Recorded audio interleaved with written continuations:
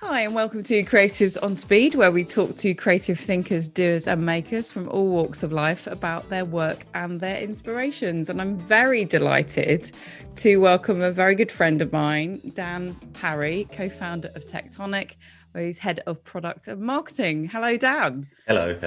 Hi. So, Tectonic, tell us a bit more about what you do there and other things that you do as well. Yeah, sure. So Tectonic is a company that I co-founded with my brother, and we have another co-founder too. And we are a customer research company.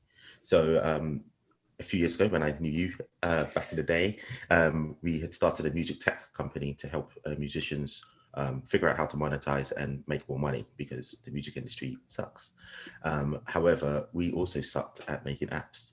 And but as we were making our own app, lots of people kept on asking us how to make apps. So we built Yeah. them and got really good at them. But we noticed that some apps were better than others. So we wanted to figure out why.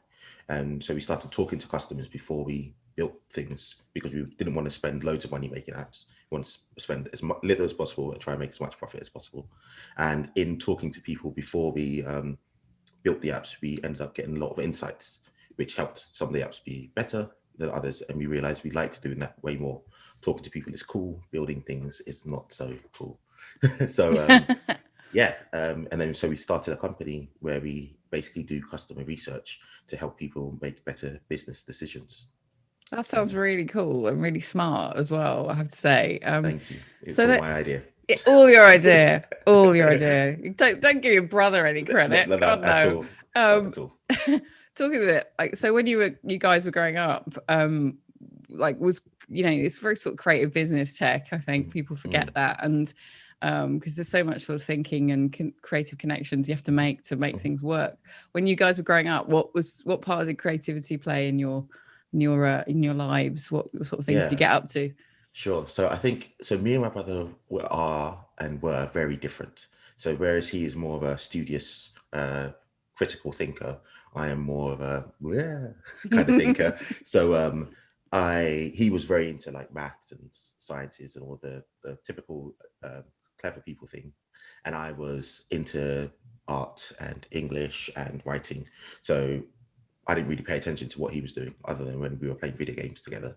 And for me, typically it was, drawing, writing comics, writing music, like coming up with film ideas, doing all that kind of typical creative thing.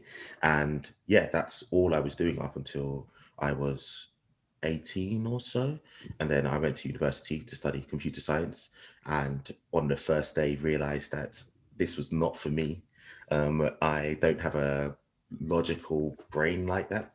And I went home and told my mum, and my mum was just like, "You've only got 3 years to go. Just stick it out." Yeah, she said, "You've only got 3 years to go. Just do it, and then you can get any job you want." I did the 3 years, um, failed miserably, didn't get any job that I wanted. However, all of the learnings from the creative stuff that I'd done, um, doing computer science, and then also I did tech support afterwards, which is how you know me, helped me understand and get to the point of where I am now, which is a mix of all of the things that I've done. So, Yeah. yeah, So I mean, you've had a bit of a journey to where you've got to, haven't you? Do indeed. you mind talking a little bit about that? Yeah, sure. So, as I said, I studied computer science, failed miserably, then went into tech support and did that for a few years, got really good.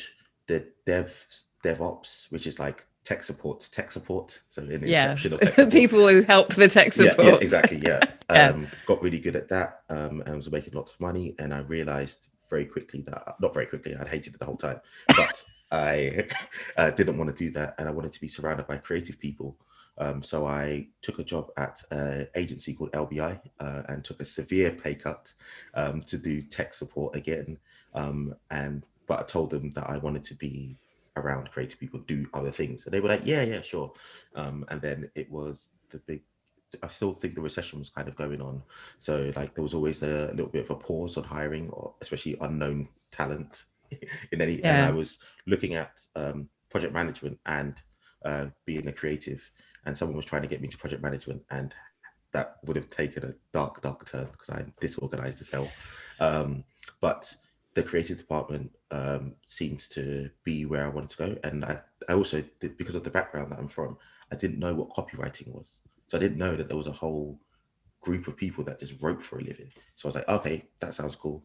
So I tried to do everything that I could to get in there. I wrote the tweets for the agency, did lots of work with you, and eventually got in. I think I did a week's holiday in the creative department. Yeah, That was exactly. that was amazing. And then I went back to IT, and I was like, this sucks. So Yeah. then I left, did some creative courses, came back as a freelancer in tech support while I tried to get into creative. It I realized I'd been doing tech support for 7 months, and I was like, no, I don't want to do this. So quit again. But then on my last day, they gave me a job as a creative. Did that at LBI for a bit, and then did social copy as well for a bit. And then I left as the startup was getting more traction. The music tech startup was getting more traction, and I wanted to do like tech stuff. And did that. And then all of the things just kind of melded into one. Took some freelancing gigs while I tried to do the tech startup, and then we raised some investment, and then did that for a while, and then that went ups and downs. And then one of the key things that kind of messed our music tech startup was Cambridge Analytica. As soon as that kind of blew up, we were trying to connect to all of the different platforms to give musicians the information back so that they can make better decisions. And like Facebook locked off its API, Wow. SoundCloud, Okay. and everything. So it was, and then we start Tectonic. I think what's really interesting about all of that is not so much that, you sort of did something and then you moved into something else, but every time that you've sort of wanted to do something, there's a huge amount of resilience and determination that's involved in making all those moves.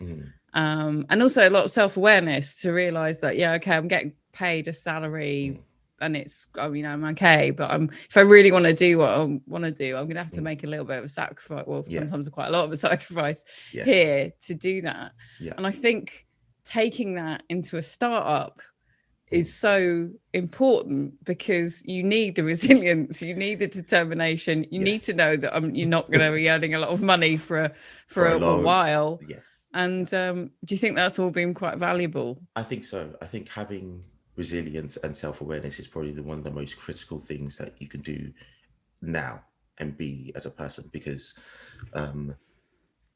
if you don't know why you are unhappy, and conversely, if you don't know why you're happy, you might not be able to replicate it or get out of it. So if you're like, I really like this job, but I don't know why, you might not realize that there are better things out there for you. Or if you realize why you don't know why you hate something and you can't figure it out, you might be doomed to repeat it. So I think having that self-awareness is always key, and also helps you figure out and guide you to what you should be doing. So for example, none of us in our business think that this is going to be the be all and end all of our jobs. Like, it's just what we like doing now. Other opportunities may come along. Everyone in the business is doing other things on the side, because that helps infuse the business with energy, and helps people figure out, like, again, what they should be doing and who they should be. So self-awareness is just a big part of it. And then resilience is, like, running a startup is not as fun as they make it seem in the the movies, but I love it, and I don't think I could do anything else. I like having a varied day, and using all of my knowledge and experience to make something. I think especially with a startup, 80% is good enough. Like 80% at anything is good enough, especially in the early stages. And we forget that, because when we're growing up, you're taught to be excellent. And if you're not excellent, if you don't get an A or an A star at something, then you're just not good. So you're aiming for that. But most of the time in the real world, like 80% is good enough. And it will get you so much further than the people who just crash and fail and burn because they're striving for something that they don't even want in the first place. So it's also putting a barrier of perfection in front of yourself, and that way you're never kind of going to even try. Yeah. Because no one's really ever going to get there. So, exactly. Yeah. And And that whole thing of done is better than perfect. Like so many people start things and never finish them. Just by finishing something, you're definitely going to be in the 1% of the world. Like, Yeah. because most people don't. Yeah, I think that's a really interesting thing that I've learned from working with sort of tech companies or digital agencies is the iteration process, the try, fail, and fail better kind of thing. Yeah. You know, it's that thing of like, it doesn't have to be the shiny thing immediately. You can keep kind of like testing, change, tweaking.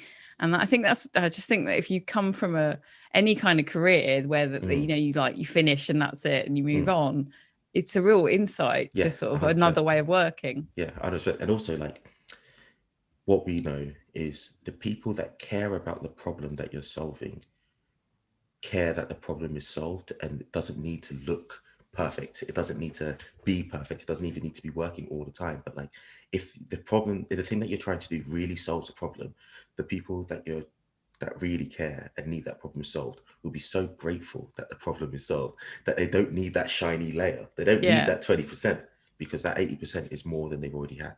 Yeah, exactly. Oh, that's fascinating. So in terms of like staying inspired in terms of the projects you work on, what sort of things do you go to? Yeah, so it's an interesting one. I think I spend a lot of my time on Twitter. And Twitter is actually, if you curate it well enough, is actually very inspiring. And inspiring for a number of different reasons. So there are people that I aspire to be like, not knowing obviously their terrible lives at home, but like the people that they present themselves to be. There are lots of businesses that I like, books that I have read. There's a man called Arvid Khal, who is I think he's German, man who started a bootstrapped business with his partner, and he was making an app for teachers to help them coordinate their times better and teach students better. And yeah, his story has just really been inspiring. And then he's now teaching people how to do that effectively. Oh, cool. And then there's another guy called Paul Jarvis, who's written a book called Company of One. And that is a really, really good book about I think it's something that all of your listeners will be interested in. Is like, you may not want to grow an agency. You just may want to make a really good lifestyle for yourself and not have all the overheads of like managing people and like caring about why they're crying and stuff. So like, how do you build a business that is designed for your lifestyle that you want? And yeah, he's written a really good book. Cool. We'll link to that below. So, you know, in terms of like go-to sort of tricks or daily habits or things that you do, that, you know, things that you've really learned from a lot of these people that you build into your work day. Yeah. So I think the interesting thing about that is when you read literature or see people, you have to take it with a pinch of salt and see whether it works for your lifestyle. So oftentimes people will say, get up at 5 a.m. That's not me. Yeah, from my memory of working with you, yeah, I can see that. Yeah. I'm a 7 man. Yeah, it's fine. You gotta find your little window when you're gonna be in a good place. Exactly, precisely. So it's like actually reading all of the things and seeing what works for you as an individual and understand why it works for you is the critical thing, because everyone's books are basically just business cards for themselves. So like read the business card. Yeah, read the business card and say, okay, how can I actually apply this? I could try this, but I know it might not work. So again, it comes back to that self-awareness piece. So I think again, just really understanding what works for you, read widely, and I'll try and understand why you like this individual or why you like this thing that you've read. Why does it resonate with you? Yeah. And also testing. I think testing something for a couple of weeks to see, you know, whether you like it or not. And then don't do it. You know, like, it's fine to kind of try things and go, yeah, that's not for me. And move on. So, I mean, that's what we tried to do with Faster Ideas, is all the blogs and information and ideas we've got out there. They're not for everyone. You know, we're not suggesting you do all like hundreds and hundreds of them. You know, some people will resonate more with others than other ones will. Absolutely. There's this concept of niche, which is people think that if you try and start a niche business or a niche blog, or that it's only a small, ever going to be a small thing. But like, niche is just focused. You can find your tribe of a million people and still be considered niche. So like if if anything that you've read may not be for everyone, but it could just be for you. So like, or anything that you like or want to do might not be for everyone. It could just be for them. And finding what works and testing those things and applying those things allows you to build a niche product or service or a niche lifestyle which works for you. And yeah, it's great. I like that. Find your niche. Indeed. You know, it's not just your audience either. Yeah, it's your niche that you fit into. I like that a lot. Yeah. So have you got any particular projects that you're working on at the moment that you're really excited about, you want to share with us? Yeah, sure. So one of the projects that we're working on is creating a series of products for early stage founders. So typically we teach a lot about our startup concepts to early stage founders. However, the cost of our full package is quite expensive, and we wanted to try and figure out how to serve the early stage people. So we've come up with a series of small, almost self-serve packages that allow people to be able to get the answers to the business questions that they need. Like, is this a real problem? Is this how much should I price my product at? And we effectively get that profile of who you want. It's like hyper targeted, and then we send it off to 50 people to get the answers, and then crunch the data and then send it back. So yeah, there's been lots of different permutations of it, and we've tried it lots, and like it's always failed before. So this is our newest iteration, and I think it feels like it's going to be more successful. But again, we don't know. If it works, it works. If it doesn't, like. Oh, I can't wait to hear more about that, because there's been so many people that have launched online businesses, digital businesses during the pandemic. That that sort of data is going to be absolutely crucial to them. So I'm really fascinated to see what happens with that. It's always great catching up with you and see what you're up to. Likewise. And how can people find you guys if they want to find out more? Yeah, sure. So our company website is www.tectoniclondon.com, i.e. like tectonic plates and not like tech with a H. And then if you want to find me, I am Dan Parry on all of the things. And I will be having my own website and blog up soon too, to talk about stuff. Cool. I look forward to that too. Yeah. Thanks, Dan. I hope you have a great day. Yeah, thank you very much. Bye. You too.